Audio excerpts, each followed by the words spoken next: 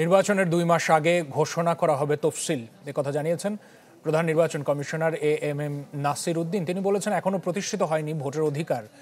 রাতের ভোটের দায়ে লজ্জিত নির্বাচন কমিশন। এজন্য আগামী নির্বাচনে পুলিশ প্রশাসনকে নিরপেক্ষভাবে কাজ করার আহ্বান জানিয়েছেন তিনি।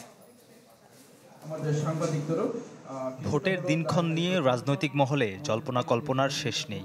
কবে হচ্ছে তফসিল, কবেই বা নির্বাচন? এমন প্রশ্নে মঙ্গলবার ইসি ভবনের এক অনুষ্ঠানে সিইসির সরল স্বীকারোক্তি। তিনিও জানেন না ভোটের দিন তারিখ।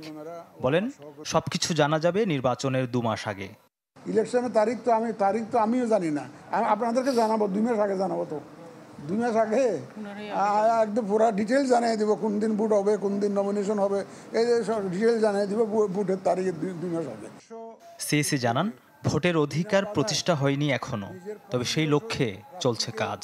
বলেন, রাতের ভোটের দায়ে লজ্জিত কমিশন।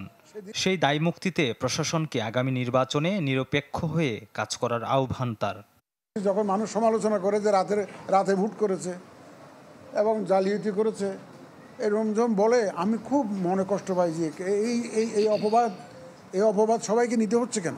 আমার সহকর্মীরা যারা এই ইলেকশনের সাথে জড়িত থাকবেন, তাদের কাছে করজোড়ে আবেদন জানাবো যে আপনারা মানুষের শ্রদ্ধা অর্জনের চেষ্টা করুন। সে যে ভাবমূর্তি যেটা নষ্ট হয়েছে, সেটার থেকে আপনারা উঠে আসুন। আমরা প্রমাণ করতে চাই যে আমরা পারি, সরকারি কর্মচারীরা পারে, আইনশৃঙ্খলা বাহিনী পারে, যদি তারা সত্যিকার অর্থে আন্তরিক হয়। এর আগে সকালে নির্বাচন কমিশনে সিএসির সাথে সাক্ষাৎ করেন বাংলাদেশে নিযুক্ত কানাডার রাষ্ট্রদূত অজিত সিং।